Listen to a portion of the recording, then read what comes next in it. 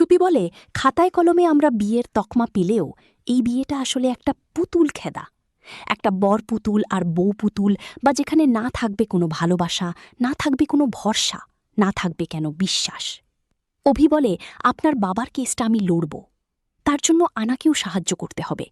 আমার বাড়ি থেকে বিয়ে ঠিক করেছে, কিন্তু আমি এই বিয়েটা করতে পারবো না।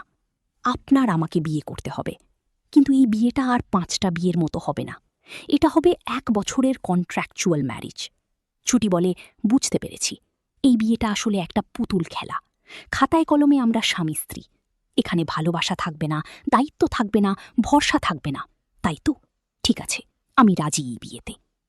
ঝুমকিকে হিরণময় বলে, কিরে মা, আবার তোকে অভি অপমান করেছে, তাই তো? ঝুমকি বলে, না, অভি আসছে, আমাকে ওয়েট করতে বলেছে। ছুটি বলে, আপনিও আমার মতো সূর্যাস্ত দেখতে ভালোবাসেন, এইটুকু কথা তো বলতেই পারি আপনার সাথে।